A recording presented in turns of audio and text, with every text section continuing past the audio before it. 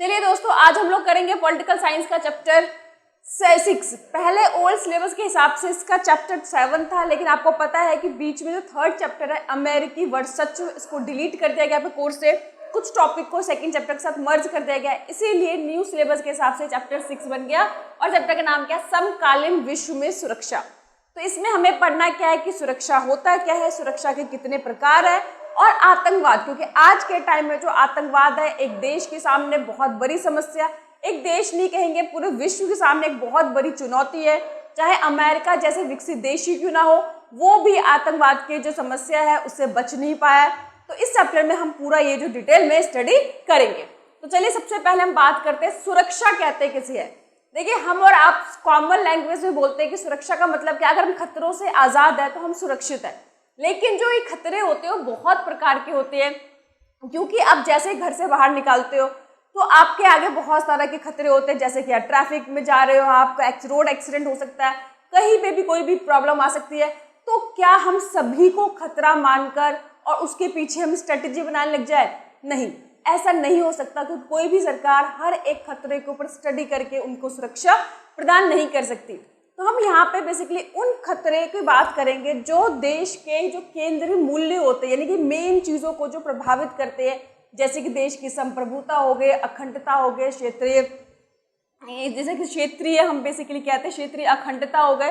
तो ये सारे चीज़ों को जो मेन प्रभावित करने वाली चीज़ें होती हैं, हम उनको यहाँ पे खतरा मानते हैं और उन्हीं खतरों को सामना करने के लिए हम बहुत सारे जो स्ट्रेटजी बनाते हैं। तो यहाँ पे ध्यान रखना है कि जो सुरक्षा के प्रकार में दो प्रकार के हम बांट लेते हैं। पहला है कि पारंपरिक, जिसे हम ट्रेडिशनल कहते हैं, यानी कि इस खतरे को तो हर कोई जानता है, इसके लिए स्ट्रेटजी बनाता है, इसके लिए हर देश काम भी करती है। और दूसरा गैर पारंपरिक धारणा। गैर पारंपरिक धारणा का मतलब होता है कि ऐसे सुरक्षा जिनके बारे में बहुत बाद में लोगों को समझ में आ गया, सुरक्षा के नए हम स्रोत भी कह सकते हैं, जो कि उस टाइम पे नहीं थे, लेकिन अब जैसे जैसे देश डेवलप हो रहा है, देश के सामने नए चैलेंजेस आ रहे हैं, तो वो गैर पारंपरिक धारणा के अंदर आते हैं। अब हमने पढ़ा कि जो पारंपरिक धारणा के अंदर फिर हमने इसको दो भागों में डिवाइड किया, एक बाहरी सुरक्षा, दूसरा आंतरिक सुरक्षा। तो देखिए ध्यान से कि सुरक्षा के प्रकार में पहले हम क्या बात करेंगे, पारंपरिक धारणा और गैर पारंपरिक धारणा। फिर पारंपरिक के अंदर दो है, बाहरी सुरक्षा और आंतरिक सुरक्षा। तो पहले हम अच्छे से पहले पारंपरिक धारणा की जो बाहरी सुरक्षा है, क्योंकि हम सब जब भी हमारे दिमाग में खतरे का वर्ड आता है तो हमेशा हमें क्या लगता है, जो बाहरी सुरक्षा है हमारे दिमाग में वो चीज़ आती है। तो अब हम यहाँ पढ़ेंगे कि पहले की बाहरी सुरक्षा का मतलब क्या है। तो ध्यान से देखिए, जो पारंपरिक सुरक्षा का अर्थ ही क्या होता है कि राष्ट्र की सुरक्षा, एक देश को बचाना, कि देश हमारा अगर खतरे से बचा हुआ है, देश हमारा सुरक्षित है, तो हम ऐसा मानते हैं कि देश में रहने वाले जो नागरिक है वो भी सुरक्षित है। तो सुरक्षा की जो पारंपरिक धारणा है, बेसिकली सैन्य खतरे को किसी भी देश को सबसे खतरनाक माना गया है। लेकिन हर एक देश को सबसे बड़ा खतरा क्या होता है, बाहरी खतरा, कि कोई भी दूसरा देश, जैसे कि हमारे पड़ोसी मुल्क या कोई दूसरे देश हम पे अटैक ना कर दे, हम पे आक्रमण ना कर दे, और इसीलिए हम लोग क्या करते हैं, हमेशा इसको एक बहुत बड़ा खतरा के रूप में मानते हैं। तो हमेशा इसमें जो स्रोत होगा, कोई ना कोई दूसरा मुल्क होगा या हमारे पड़ोसी देश होंगे या कोई दूसरा देश होगा जो हमारे ऊपर अटैक करेगा, या तो हमें कब्जा करने के लिए या हमारे देश की शांति, संप्रभुता, हमारे जो विकास है, स्वतंत्रता, इन सबको रोकने के लिए इस तरह से अटैक किए जाते हैं। तो अब यह ध्यान रखना है आपको कि यहाँ पे कौन अटैक कर रहा है, दूसरा देश। जब भी कोई सैन्य खतरा होता है तो ऐसा नहीं है कोई देश दूसरे देश पे युद्ध करता है तो केवल और केवल उस देश की सेना को ही नुकसान होता है, वो देश के सोल्जर ही मारे जाते हैं। ऐसा भी देखा गया कि बहुत बार जो मासूम लोग होते हैं, निहत्थे लोग होते हैं, बच्चे होते हैं, महिलाएं होती हैं, वो भी इस युद्ध का शिकार बनती है, उनको भी बड़ी मात्रा में जान और माल की हानि होती है। तो वही लिखा हुआ है कि सैन्य कार्रवाई से जो आम नागरिक है उनके जीवन को भी बहुत खतरा होता है। दूसरा मुल्क क्या करता है, सैन्य हमले की धमकी देता है ताकि उस देश की जो संप्रभुता है, एकता है, स्वतंत्रता है, इन जो किसी भी देश के ये केंद्रीय मूल्य होते हैं, मतलब कि ये वैल्यूज होती है जो हर एक देश किसी भी कीमत पर इसको बनाए रखना चाहता है, तो उनके लिए खतरा पैदा करने के लिए इस तरह के हमले किए जाते हैं। और युद्ध में मैंने बताया कि ना केवल सेना को ही नुकसान होता है, मासूमों की भी बड़ी जान जाती है, उनकी भी जान माल की हानि होती है, उनको भी बहुत नुकसान होता है। तो इसीलिए आम नागरिक को भी नुकसान होता है। तो अब इस युद्ध को कैसे रोका जाए, सरकार इस युद्ध को कैसे खत्म कर सकती है या कैसे इसको टाल सकती है। तो हर एक सरकार के पास, देश के पास तीन ही विकल्प होते हैं। पहला विकल्प होता है भैया आत्मसमर्पण कर दो, यानी कि बिना कोई लड़े, बिना कोई हथियार उठाए आप उनके आगे झुक जाओ कि भैया हम तुम्हारी शक्ति को मानते हैं, हम तुम्हारे आगे हाथ जोड़ते हैं और हमने युद्ध को छोड़ दिया। तो ये आत्मसमर्पण, देखिए कोई देश ऐसा करता ही नहीं, और अगर बाई चांस 1% मान लेते तो कोई करता भी है तो अपने देश के नागरिकों को एटलीस्ट कभी भी नहीं दिखाता कि उसने आत्मसमर्पण कर दिया है, क्योंकि इस तरह की चीजें कोई भी सरकार करती है और जनता को दिखाती है तो उस सरकार की काफी बदनामी होती है और जनता इन चीजों को कभी भी सपोर्ट नहीं कर सकती। तो आत्मसमर्पण तो खैर कोई सोल्यूशन ही नहीं है और ना ही कोई देश इस तरह के काम ज्यादातर करता है। तो सेकंड ऑप्शन क्या है हमारे पास कि युद्ध से अगर मान ले हमें लगता है कि दूसरा देश हम पे अटैक करने वाला है तो सामने वाले देश को इतना डरा दो कि भैया ठीक है तुम अटैक करो, लेकिन तुमने तो अटैक कर दिया, लेकिन उसके बाद जो तुम्हें नुकसान होगा उस नुकसान से तुम्हारा इतना बड़ा नुकसान होगा कि तुम उसकी भरपाई अगले 20-25 साल तक भी नहीं कर पाओगे, क्योंकि हम भी शक्तिशाली हैं और ऐसे तुम्हें जवाब देंगे कि तुम्हें बहुत बुरा नुकसान होने वाला है। तो सामने वाले देश को चाहे आपके पास कितनी सेना है, कितने पावर है, क्या क्या टेक्नोलॉजी है, उसकी जरूरत नहीं है, पर सामने वाले देश को इतना डरा दो, इतना सहमा दो कि वो डरकर ही युद्ध से पीछे हट जाए और युद्ध को किसी तरह से टल जाए। क्योंकि देखिए युद्ध जो होता है वो आखिरी विकल्प होता है, जब सारे रास्ते बंद हो जाए, और युद्ध हमें तब करना है जब वो न्याय संगत हो, हमें लगता है कि नहीं अब युद्ध के बिना कुछ नहीं हो सकता, या कोई देश अननेसेसरी दूसरे देशों को कब्जा करने की कोशिश कर रहा हो, निहत्थे पे वार कर रहा हो, तब हमें हथियार उठाना चाहिए। वरना हथियार उठाना सबसे आखिरी विकल्प के रूप में हमेशा देश को देखना चाहिए, क्योंकि युद्ध से केवल और केवल चाहे कोई देश जीते कोई देश हारे, युद्ध से केवल नुकसान ही होता है, दोनों देश की जो सेना के साथ साथ आम लोग भी मरते हैं। तो इसीलिए देश को युद्ध में हमेशा अवॉइड करने की कोशिश करना चाहिए। तो पहला क्या है कि ठीक है आपके पास ऑप्शन है आत्मसमर्पण कर दिया, बिना हथियार उठाए, बिना आपने लड़े ही अपने आप को हार मान लिया। दूसरा क्या है कि सामने वाले को इतना डरा दो, इतना प्रेशर बढ़ा दो उस पर कि उसको लगे कि ठीक है तुमने युद्ध तो कर दिया, लेकिन उसके बाद जो तुम्हें नुकसान होने वाला वो नुकसान इतना ज्यादा होगा कि तुम भी उस नुकसान से भरपाई नहीं कर पाओगे, आगे 20-25 साल तक तुम्हारा जो क्या होगा वो नुकसान की भरपाई नहीं हो पाएगी, ताकि सामने वाला देश खुद ही डर जाए और अपने हथियार पीछे कर ले और वापस युद्ध टल जाए।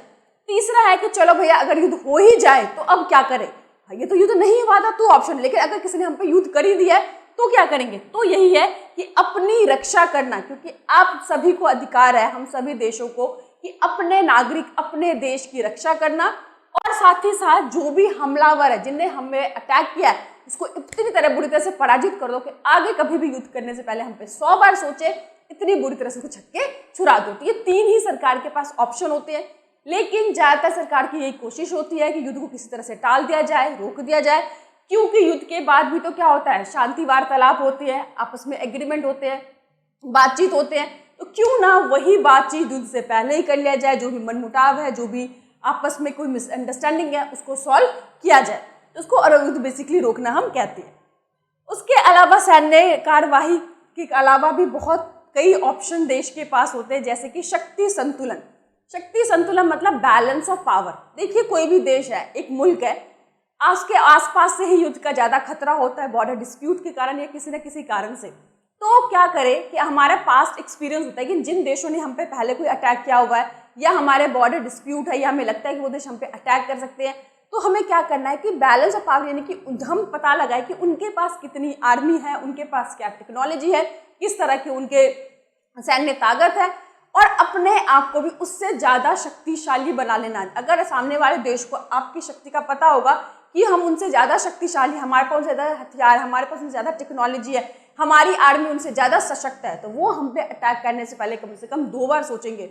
लेकिन अगर उन्हें लगता है कि हम उसके आगे बहुत ही कमजोर है, हमारी सेना उनके आगे टिक नहीं सकती, तो वो हम पे अटैक करने से पहले एक बार भी नहीं सोचेंगे और वो हम पे अटैक कर देंगे। तो हमें क्या करना है, बैलेंस ऑफ पावर जिसे बोलते हैं कि शक्ति संतुलन बनाए रखना है, कि जिन जिन देशों से हमें खतरा है हम उन देशों की जो मिलिट्री है, ताकत है, अपने देश को भी उनसे आगे रखे, अपने सेना को सशक्त बनाए, अपनी सेना को टेक्नोलॉजी प्रोवाइड करे।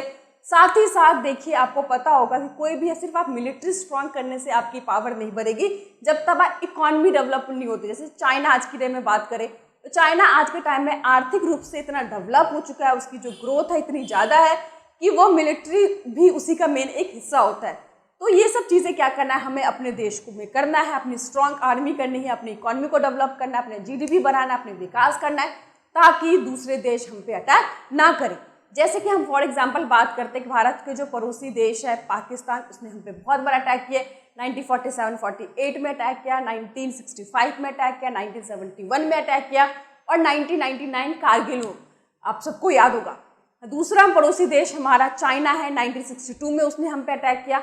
तो ऐसे में भारत के लिए जरूरी हो गया था कि जो उनके पड़ोसी देश है या जिन देशों से हमें खतरा है और वो देश परमाणु संपन्न है, इसीलिए भारत ने भी फर्स्ट परमाणु जो बनाया था 1974 में बनाया था और दूसरा 1998 में बनाया था। और जब जब भारत ने परमाणु परीक्षण किया, हालांकि जो बहुत सारे सुपर पावर थे जैसे अमेरिका, वो काफी नाराज भी हो गए थे, लेकिन भारत ने दलील दी कि भैया अगर इन देशों से मुझे खतरा है, ये मुझ पे अटैक कर सकते हैं क्योंकि पहले भी कर चुके हैं और इनके पास परमाणु हथियार है, तो ऐसे में अपनी रक्षा करने के लिए हमें भी हथियारों को बनाना ही पड़ेगा।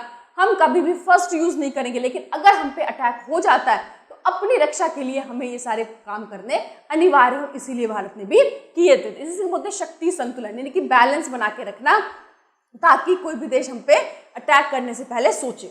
नेक्स्ट होता है गठबंधन। देखो ये गठबंधन का जो कंसेप्ट है ये आज नहीं है। जैसे ही द्वितीय विश्व युद्ध समाप्त हुआ, शीत युद्ध का दौर स्टार्ट हुआ और विश्व आपको पता है दो ग्रुप में बट गया था। एक तरफ अमेरिका था, दूसरी तरफ सोवियत संघ था। अमेरिका के तरफ जितने भी यूरोप के जो वेस्टर्न कंट्री थे वो सारे उसके ग्रुप में शामिल हो गए थे। ईस्टर्न जो यूरोप था वो सोवियत संघ के ग्रुप में शामिल हो गए थे। इन्होंने अपनी मिलिट्री अलायंस नाटो बनाई थी, उसके जवाब में वार्सा पैक्ट बने थे।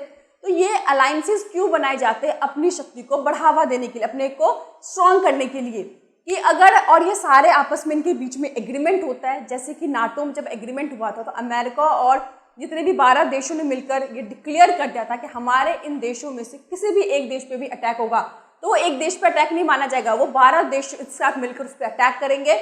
और ऐसे में सामने वाले देश को पता है कि भैया 12 देश की शक्ति है, 12 देश की सेना है, 12 देश के रिसोर्सेज है और वो अटैक करेंगे तो उनके लिए नुकसान हो सकता है। वही चीज सोवियत संघ और उसके ग्रुप ने शामिल किया था, वार्सा पैक्ट बनाया था। और इसीलिए आपने देखा कि दोनों ही देश, दोनों ही ग्रुप एक शक्तिशाली ग्रुप थे, तो कभी भी एक दूसरे पे फॉर्मल उन्होंने अटैक नहीं किया। शीत युद्ध रहा, मनमुटाव रहा, डिप्लोमेटिकली वॉर रहा, पर एक्चुअल वॉर कभी भी नहीं हुआ। तो ये गठबंधन भी है जिस तरह से आप बेसिकली एक दूसरे से आप हाथ मिला सकते हो अपनी शक्ति को बढ़ावा देने के लिए। बट ये गठबंधन आपको याद रखना है कि ये भी क्या होते हैं, बेसिकली नेशनल इंटरेस्ट के हिसाब से बनते हैं, देश के हितों के लिए बनते हैं। और जैसे ही देश के अपने हित बदल जाते हैं, अपना इंटरेस्ट बदल जाता है, तो ये गठबंधन भी बदल जाते हैं। फॉर एग्जाम्पल आप लोगों को पता होगा जब हमने मिडल ईस्ट क्राइसिस अफगानिस्तान किया था तो मैंने बताया था आपको कि 1980 में जब सोवियत संघ ने अफगानिस्तान में जाके एंटर किया था, अपनी आर्मी भेजी थी, तो उसी के जवाब में अमेरिका ने भी, आपने देखा कि वहाँ के जो लोग थे, वहाँ पे जो बहुत सारे जो संगठन पैदा हो गए थे, मुजाहिदीन थे, अलकायदा थे, उसके जो नेतृत्व जो लीडरशिप थे, ओसामा बिन लादेन, उन सबको अमेरिका फंडिंग देता था, पैसे देता था, साथ ही साथ उनको ट्रेनिंग देता था, वेपन्स देता था।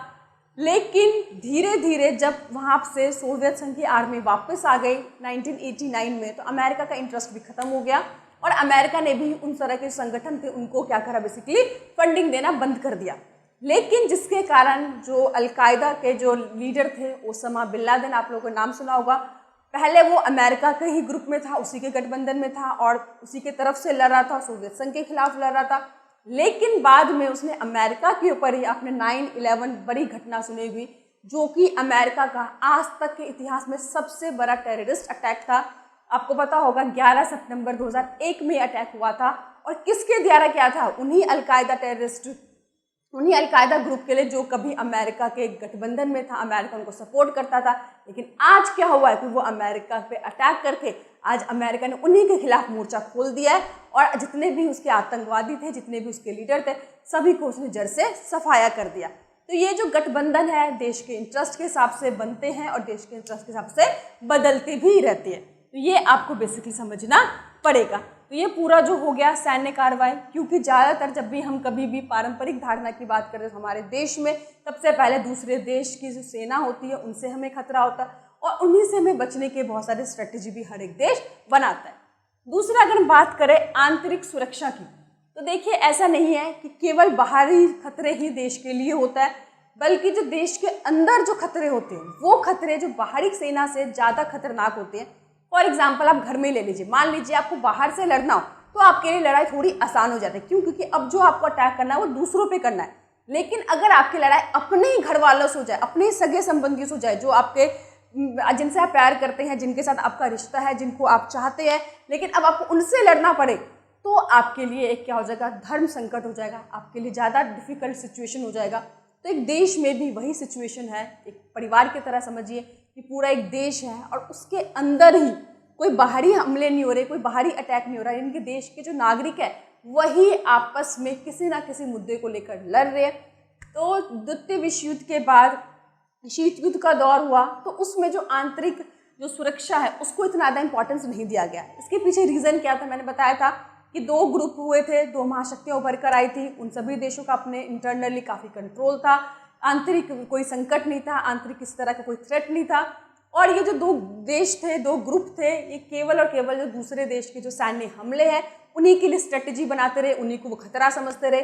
लेकिन जो साउथ एशिया के बेसिकली जो देश है, जिसमें बहुत सारे अलग अलग धर्म, जाति, लैंग्वेज के लोग रहते हैं, तो वहाँ पर जो है ये समस्या बहुत गंभीर है, जिनको क्या है, बाहरी सुरक्षा भी है, बाहरी खतरा भी है कि कोई देश उन पर अटैक ना कर दे, क्योंकि भारत जैसे देश पे आपने देखा होगा कि दो पड़ोसी देशों ने अटैक किया है। प्लस इंटरनल इश्यूज भी हैं, यानी कि आंतरिक सुरक्षा भी उनको प्रॉब्लम है, क्योंकि देखो सबसे पहले अलगाववादी आंदोलन आपने देखा होगा कि भारत में सबसे भारत जो है जिसमें कई सारे देश समा सकते हैं, बहुत धर्म, अलग अलग जाति, अलग अलग भाषा के बोलने वाले लोग हैं।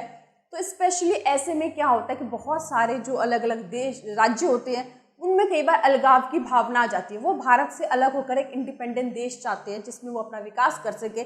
जैसे आपने देखा होगा पंजाब में काफ़ी टाइम तक खालिस्तान की मांग हुई थी कि चाहते थे पंजाब के लोग भारत से अलग होकर, जैसे पाकिस्तान एक देश बन गया, वो खालिस्तान भी बनाए जहाँ पे पंजाबी जो लैंग्वेज हो उनकी ऑफिशियल लैंग्वेज हो, जहाँ पे पंजाब लोग अपना एक मुल्क बना सके।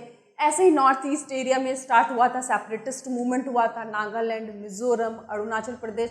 तो ये जो है किसी भी देश की एकता, अखंडता के लिए बहुत ज़्यादा समस्या होती है। और ऐसे में होता क्या है कि बहुत सारे जो लोग होते हैं वो इस चीज़ के शिकार हो जाते हैं, स्पेशली वहाँ के जो रहने वाले मासूम लोग हैं। आज भारत में क्या है, डेमोक्रेटिक कंट्री है जहाँ पर आप किसी भी मांग को दबा नहीं सकते। तो वहाँ पर क्या होता है, लोकतंत्र में नेगोशिएशन होती है, बातचीत होती है, बातचीत के द्वारा इन सारी समस्याओं को सुलझाया जाता है। दूसरा, जातीय संघर्ष। जातीय संघर्ष का बेस्ट एग्जाम्पल श्रीलंका आप लोगों के सामने, जो साउथ एशिया देश में आता है, कि आपने देखा कि वहाँ पर कई सालों तक सिविल वॉर इसीलिए चलता रहा, सिंहाला पीपल और तमिल लोगों के बीच में। सिंहाले जो लोग हैं वो कहते हैं कि श्रीलंका उनका है और वो तमिल को किसी तरह को विशेष अधिकार नहीं देंगे, ना कोई ऑफिशियली उनको लैंग्वेज में देंगे, ना उनको गवर्नमेंट जॉब्स में, ना उनके स्कूल में उनको किसी तरह का कोई अधिकार दिया जाएगा। इवन पावर शेयर की जब बात होती है तो तमिल लोगों को वहाँ पर भी किसी तरह कोई रिप्रेजेंटेटिव का मौका नहीं मिलता है, तो जिसके कारण आपस में जाति के आधार पर ये लोग लड़ते रहते हैं। तो ये जातीय संघर्ष इसे कहा गया। तीसरा, सांप्रदायिक दंगे। ये तो आपने देखा ही होगा कि भारत में बहुत अलग अलग धर्म के लोग रहते हैं, और ये सांप्रदायिकता स्टार्ट कैसे होती है, जब एक धर्म के लोग को लगता है कि उसका जो धर्म है, उसका जो मजहब है वो ज़्यादा सुपीरियर है दूसरों की तुलना में। और ऐसे में क्या होते हैं, वो लोग एक दूसरे के धर्म को नीचा दिखाने के लिए, उनको इग्नोर करने के लिए, और अगर मान लीजिए सरकार इसमें किसी स्पेशल किसी धर्म को सपोर्ट करने लगती है, किसी को विशेष अधिकार देने लगती है, तो ये जो संघर्ष होता है वो बहुत ज़्यादा बढ़ जाता है। तो जितने भी साउथ एशिया के देश हैं उन सभी देशों के अंदर आंतरिक जो समस्या है वो ज़्यादा है। तो जिसमें तीन मेन हमने बात किया कि अलगाववादी आंदोलन जो है, जिसमें देश के अंदर ही आपस में देश के कई सारे हिस्सों की डिमांड होती है और इस तरह के आंदोलन को सरकार को कंट्रोल करना होता है। दूसरा हमने देखा जातीय संघर्ष, इसमें बेस्ट एग्जाम्पल श्रीलंका है। सांप्रदायिक दंगे तो भारत जैसे देश में, चाहे पाकिस्तान में, ऐसे देश में आपने जहाँ पे बहुत तरह के धर्म के लोग रहते होंगे, तो ऐसे में सांप्रदायिक दंगे कई बार हो जाते हैं। भारत में भी कई बार देखा होगा, 1984 के दंगे देखे होंगे, तो ऐसे बहुत सारे दंगे भारत में भी। लेकिन आंतरिक प्रॉब्लम यह है कि देखो, देश के अंदर की चीज़ों को कंट्रोल करने के लिए एक बहुत ही इम्पॉर्टेंट हमारे यहाँ पे संस्था है जिसे हम सरकार कहते हैं। सरकार इन चीज़ों को कंट्रोल करने के लिए, इन चीज़ों को काबू करने के लिए बहुत सारे कानून बनाती है या उन लोगों से बातचीत करती है, इन समस्या को सॉल्व करती है। लेकिन बाहरी जो समस्या है, बाहरी सुरक्षा जो है, जो एक देश दूसरे देश पे अटैक करते हैं, तो ऐसा कोई अंतर्राष्ट्रीय संस्था नहीं है कि जो कि इन सभी समस्याओं को कंट्रोल कर सके, दूसरे देशों के जो व्यवहार है, जो आचरण है, उसको पूरी तरह से कंट्रोल कर सके।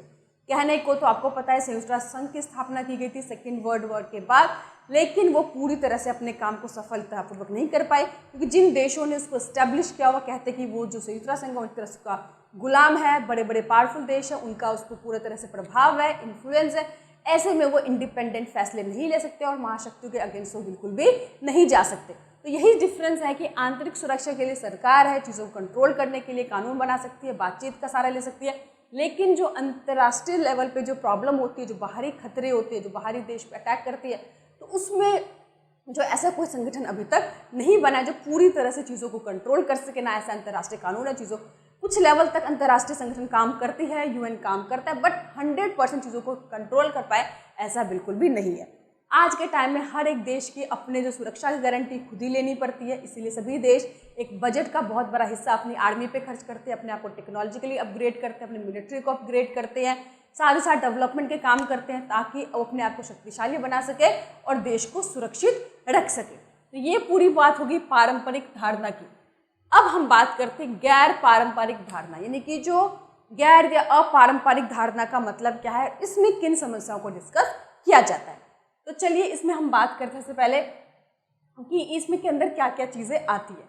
चलो पहले हम इसी को समझते हैं। सुरक्षा के जो पारंपरिक तरीके हैं उसमें कैसे सॉल्व किया जाए, कैसे सरकार स्ट्रेटजी बनाएगी ताकि एक देश दूसरे देशों से आपस में नहीं लड़े। तो पहले हमने बात की, ध्यान से देखिए, सुरक्षा के प्रकार में पारंपरिक में पहले हमने बाहरी सुरक्षा की बात की, जिसमें हमने बाहरी सुरक्षा क्या होता है, किस तरह से प्रभावित होते हैं, उनके पास क्या सरकार के पास ऑप्शन होते हैं, शक्ति संतुलन के द्वारा, गठबंधन के द्वारा, तो ये सारे हमने बाहरी की बात की।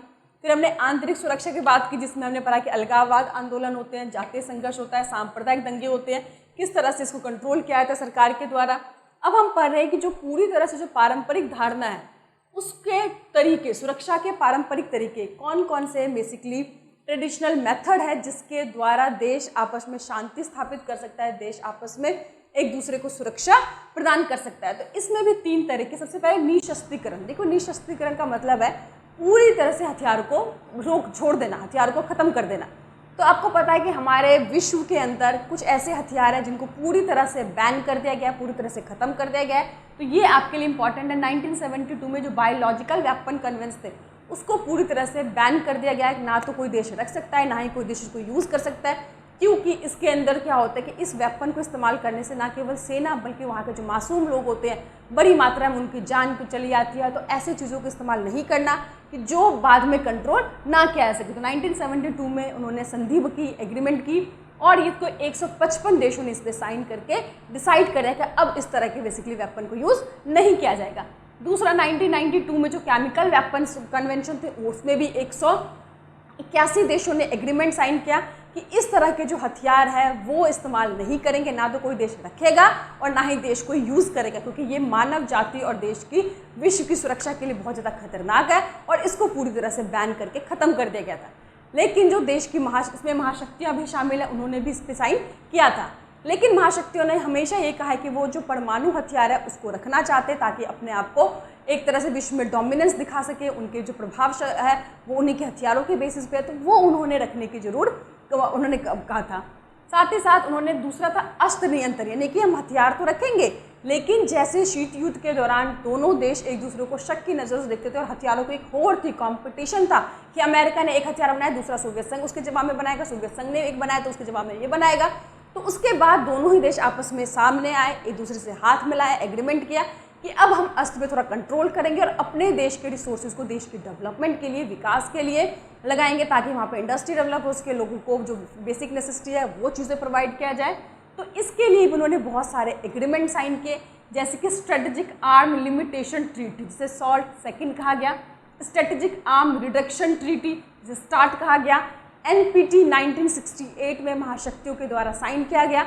इसके अंदर क्या था, देखो भारत को हमेशा से ये डिस्क्रिमिनेशन की नीति लगी। इसमें था क्या NPT के तहत कि 1968 तक जिन जिन देशों ने परमाणु हथियार बना लिए हैं, एटम बम बना लिए हैं, अब वो देश तो उसको रख सकते हैं और अपनी ज़रूरत के टाइम पे उसको इस्तेमाल कर सकते हैं। लेकिन 1968 तक जिन देशों ने परमाणु हथियार नहीं बनाए अब उनको रोका जाएगा कि वो इस तरह से हथियार नहीं बनाएंगे।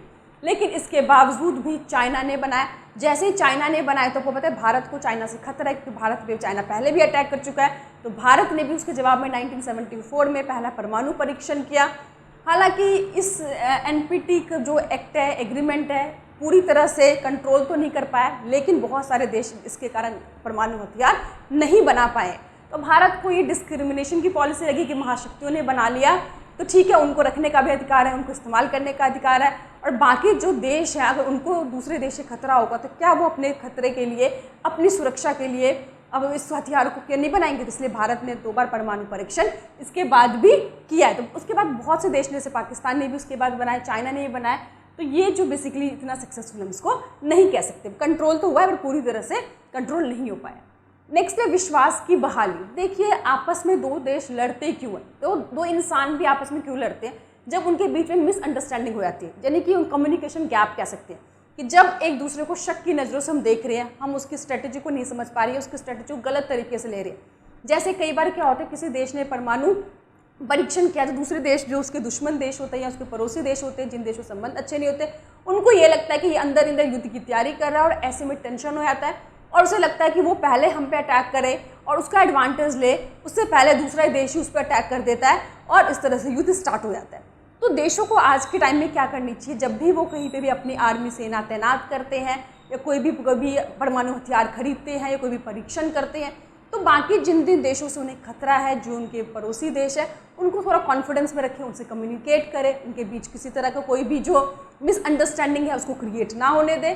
क्योंकि देखिए, युद्ध जो है किसी भी समस्या का समाधान नहीं है। आज के टाइम में सभी देशों को समझ में आ गया है, एक दूसरे के साथ कॉन्फिडेंस बिल्ड करके, बातचीत करके, समस्या को दूर करके, और अगर किसी तरह का कोई वो स्ट्रेटेजी बना भी रहे तो दूसरे देश को समझा दे कि अपनी आर्मी को हम स्ट्रांग करने के लिए, टेक्नोलॉजिकल अपग्रेड के लिए, ना कि किसी देश को हम नुकसान पहुंचाने के लिए या हमारी किसी तरह की युद्ध की प्लानिंग बिल्कुल भी नहीं है। इससे सामने वाले देश एक तरह से शांत हो जाता है, उसको पता होता है कि ये देश मुझ पर अटैक नहीं करेगा। अगर वो इस तरह से कॉन्फिडेंस में नहीं लेता है तो उसको लगता है कहीं ना कहीं कि अंदर ये युद्ध की तैयारी चल रही है और आगे चलकर युद्ध का रूप ले लेती है। तो इस तरह से क्या कर सकते हैं, जो सुरक्षा के जो तरीके हैं वो अपनाकर देश में शांति और विश्व में सुरक्षा प्रदान कर सकते हैं। तो ये पूरा जो हमारा टॉपिक है अभी तक पारंपरिक धारणा को ही हमने यहाँ पे एक्सप्लेन किया। अब हम गैर पारंपरिक अवधारणा को समझेंगे। बहुत लंबा चैप्टर है, मैंने डिसाइड किया, बहुत से बच्चों कमेंट भी आए थे, मैंने एक ही चैप्टर जो है पूरा चैप्टर एक ही वीडियो में कीजिए, इसीलिए मैं इसको कर रही हूँ। तो चलिए अब हमारा नेक्स्ट टॉपिक है गैर पारंपरिक धारणा।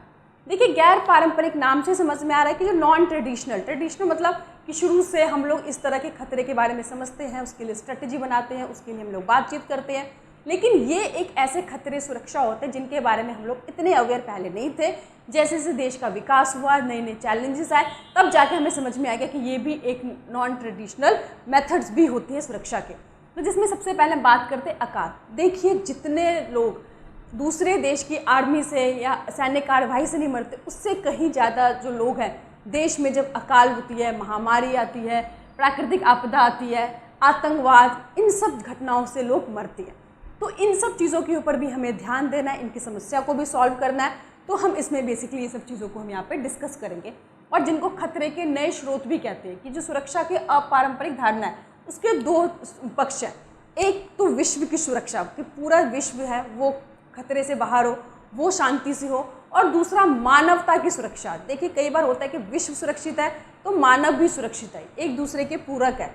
लेकिन कई बार ऐसा भी होता है कि हमें लगता है कि विश्व सुरक्षित है, लेकिन उसके अंदर जो रहने वाले नागरिक हैं, कोई इस तरह कोई दूसरी सैन्य कार्यवाही नहीं हुआ है, कोई बाहरी अटैक भी नहीं हुआ है, कोई इंटरनल किस तरह का कोई डिस्प्यूट भी नहीं है, लेकिन उसके बावजूद भी कई इतने बड़ी मात्रा में लोग आपस में मर जाते हैं। जैसे जब अकाल पड़ता है तो आपने देखा होगा बंगाल में, भारत में अकाल पड़ा था, कितने लोग मर गए। अफ्रीका के अंदर कितने लोग भूखे मर जाते हैं, कोई महामारी आई। अभी हम आगे पढ़ेंगे कि किस तरह से भी हाल ही की बात करें तो कोरोना वायरस हम सभी देख रहे हैं कि कोरोना वायरस से पूरे विश्व में कितने ज़्यादा लोगों की मौतें हुई है, और जो कि आकस्मिक मौत है। समझ में आया, किसी दूसरे देश ने कोई अटैक नहीं किया, कोई किसी तरह का कोई खतरा नहीं है, कोई सैन्य कार्रवाई नहीं है, कोई इंटरनल गृह युद्ध नहीं चल रहा, कोई सांप्रदायिक दंगे नहीं है, लेकिन उसके बावजूद भी इन महामारियों के कारण जो विश्व के कितने लोगों को हमने गंवा दिया।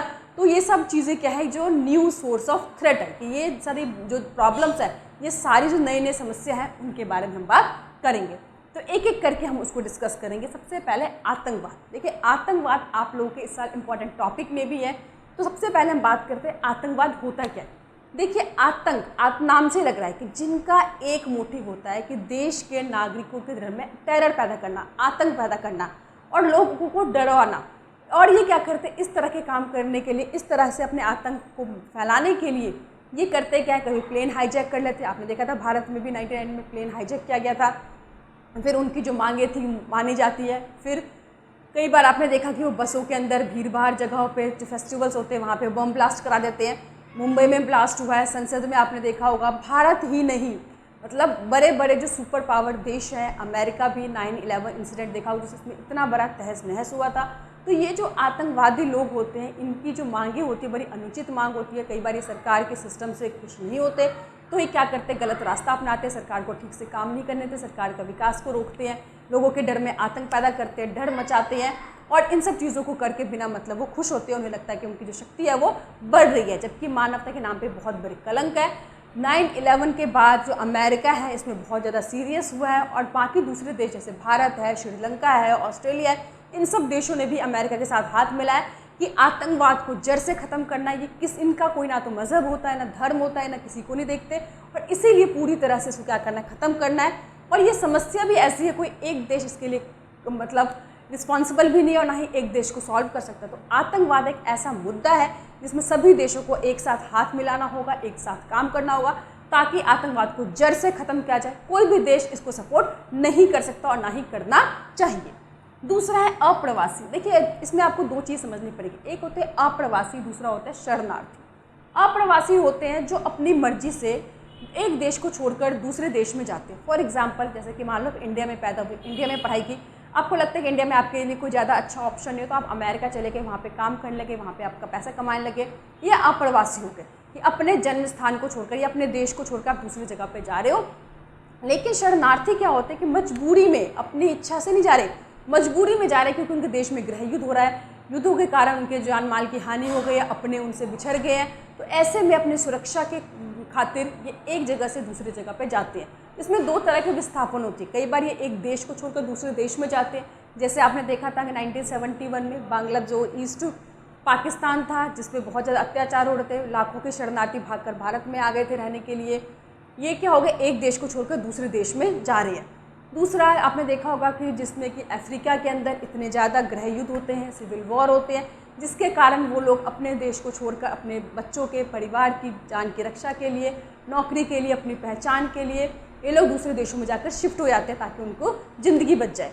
या कई बार इंटरनल डिस्प्लेसमेंट भी होते हैं, जैसे कि आपने देखा हो कश्मीर भारत का हिस्सा है, लेकिन 1990 में वहाँ पर कश्मीर जितने भी हिंदुओं थे उनको वहाँ पे दंगे करके डरा धमकाकर वहाँ से माइग्रेट कर दिया, जिसे आंतरिक विस्थापन कहते हैं। तो ये एक बहुत बड़ी विश्व में समस्या है कि किस तरह से जो दूसरे देश हैं इसको कैसे हैंडल करेंगे, कैसे स्ट्रेटेजी बनाएंगे। तो कहा यह जाता है कि जो शरणार्थी है उनको देश को एक्सेप्ट करना पड़ेगा, लेकिन जो अप्रवासी है उसके लिए उस देश की अपनी एक स्ट्रेटजी होनी चाहिए कि वो उसको किस तरह से उनको मतलब अधिकार देते हैं, कैसे उनको रखते हैं वहाँ पे। तो ये भी एक किसी एक देश की समस्या नहीं है, इसमें भी पूरे विश्व को साथ आना पड़ेगा कि इन सारी समस्याओं को कैसे सॉल्व किया जाए। बहुत सारे एक देश से दूसरे शरणार्थी भाग कर आते हैं, और आपको पता होगा 1990 से लेकर 1995 के बीच में स्पेशली जो दक्षिणी गोलार्ध है उसमें 70 देशों के बीच में 93 बार गृह युद्ध हुए हैं, जिसमें 55 लाख से भी ज़्यादा लोग मारे गए हैं। और इसी कारण से वहाँ के जो लोग, बचे हुए लोग हैं, वहाँ से भागकर अपनी जान की रक्षा के लिए वो दूसरे देश में जाकर शरणार्थी बन जाते हैं। तो ये समस्या क्या है, न्यू गैर पारंपरिक धारणा है कि इनकी समस्याओं को कैसे पूरा विश्व सॉल्व करेगा। नेक्स्ट है मानवाधिकार। देखिए, मानव अधिकार क्या होता है, हम सभी जानते हैं कि जो भी एक मानव है उसको एक रिस्पेक्टफुल लाइफ जीने के लिए कुछ अधिकार दिए गए। तो मानव अधिकार को 3 भागों में बांटा गया। सबसे पहले राजनीतिक अधिकार कि हर एक व्यक्ति को अपनी मन की बात कहने की आज़ादी, से भाषा की अभिव्यक्ति कहते हैं, हर डेमोक्रेटिक कंट्री में ये आज़ादी उनको मिली है। दूसरा है आर्थिक और सामाजिक अधिकार, जिसमें होता है क्या है कि सेम काम करने के लिए उसको सेम वेतन मिलेगा, उनको प्रॉपर जॉब्स मिलेगी, ये सारे उनके अधिकार है, नौकरी मिलेगी उनको, गवर्नमेंट जॉब्स मिलेंगे। और तीसरा इसके अंदर आता है अल्पसंख्यक। हर एक देश में एक पर्टिकुलर कम्युनिटी होती है माइनॉरिटी की, जिन्हें हम अल्पसंख्यक कहते हैं, कि उनके साथ किस तरह से काम होना चाहिए, उनके साथ किस तरह से व्यवहार हो रहा है, कहीं उनको साइड लाइन तो नहीं किया जा रहा, उनको विकास से दूर तो नहीं रखा जाए।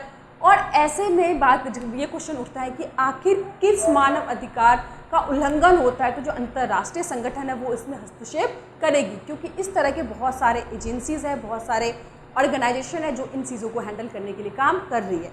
जैसे आपने 90 के दशक में देखा होगा कि जब इराक ने कुवैत पे अटैक किया था, इन्वेड किया था, उसमें संयुक्त राष्ट्र संघ ने एक महत्वपूर्ण भूमिका निभाई थी। रवांडा का जब संहार हुआ था, तो इस तरह से अंतर्राष्ट्रीय मंच पे किसी भी कोई देश दूसरे देश के साथ किसी भी तरह के अधिकारों को छीनते हैं तो दूसरे देश अटैक मतलब तब तो संयुक्त संघ उसमें आती है। लेकिन अगर देश के अंदर ही मानव अधिकारों का उल्लंघन हो रहा है तो किन मानव अधिकारों के उल्लंघन पर संयुक्त राष्ट्र संघ इसमें हस्तक्षेप करेगी, इसकी अभी तक कोई सीमा नहीं बताई गई है, ना इसके बारे में कोई चर्चा की गई है।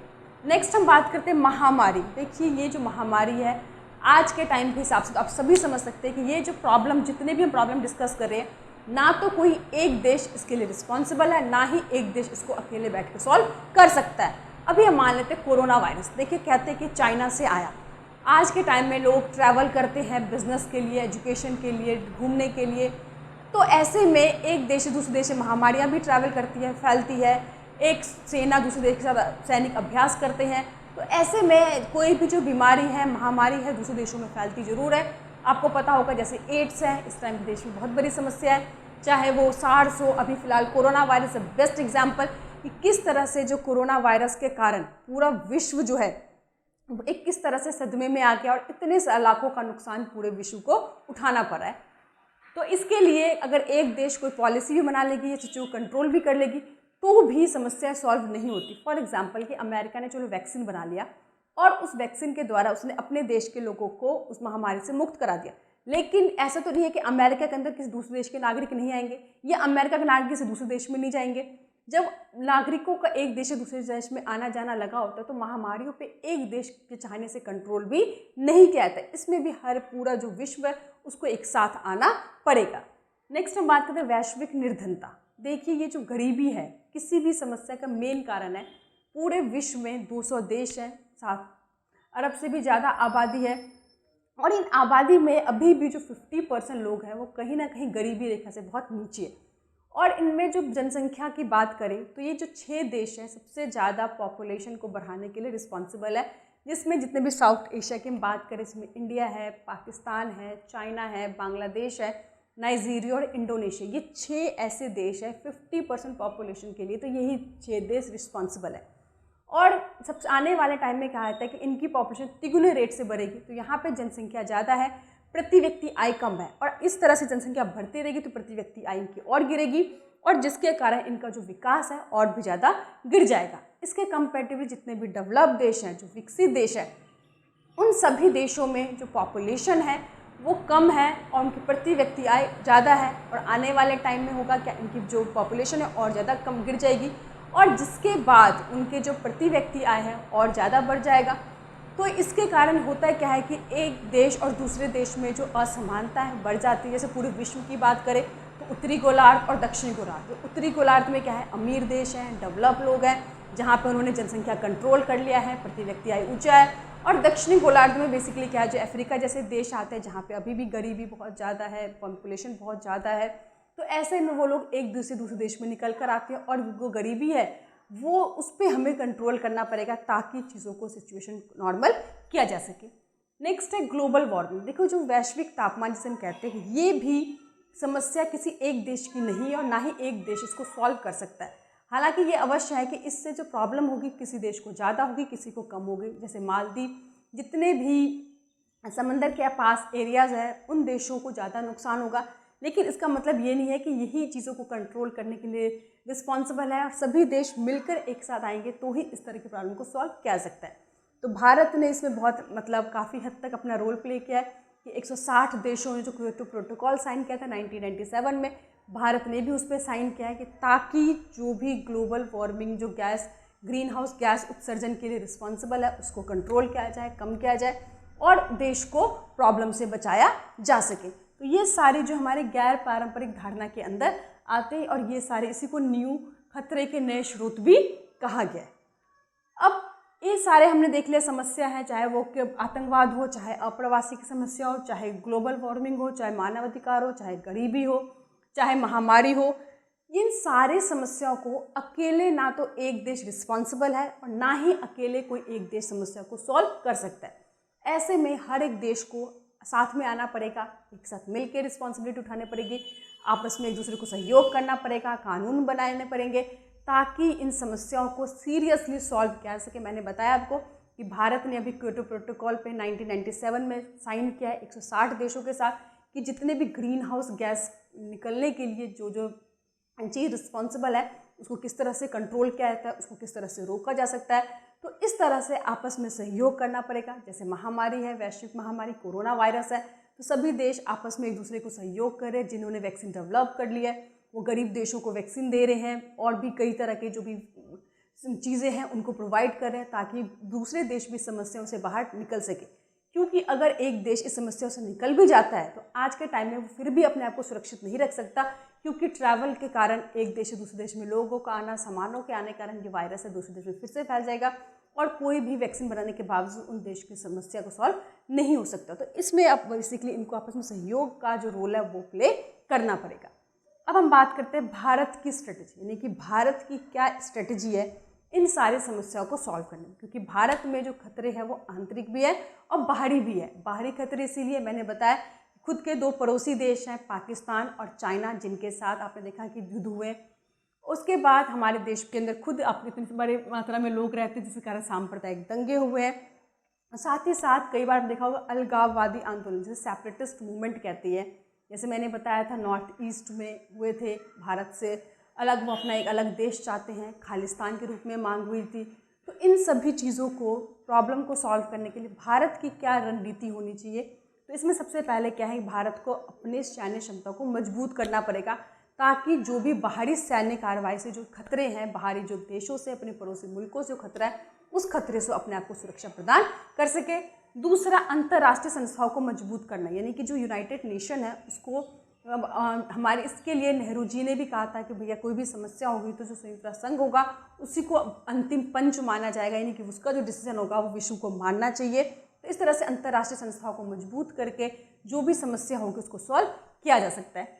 तीसरा, अंदरूनी समस्या जिस तरह से अलग अलग जगहों पे अलग अलग अलगाववादी जो आंदोलन चले हैं उसके बातचीत करके उनको दूर करके कानून बना के चाहे जिस भी तरह की समस्या उसको सॉल्व करना है। और साथ ही साथ अपने आप को इकोनॉमिकली डेवलप करना है, क्योंकि अगर कोई देश इकोनॉमी डेवलप है तो उस देश की जो होती है कहीं ना कहीं जो सुरक्षा वो ऑटोमेटिकली आ जाती है। क्योंकि बेसिकली जो सैन्य सुरक्षा को आधार भी क्या है, टेक्नोलॉजिकली और जो इकोनॉमिकली डेवलपमेंट। तो ये सारे चीज़ों की स्ट्रेटजी बनाकर, रणनीति बनाकर भारत क्या कर सकते हैं, इन समस्याओं को सॉल्व कर सकती है। तो आई होप आपको पूरा जो चैप्टर है, टॉपिक है, समझ में आ गया होगा। बाकी कोई भी दिक्कत हो, प्रॉब्लम हो, आप लोग मुझे कमेंट कर सकते हैं। Thank you.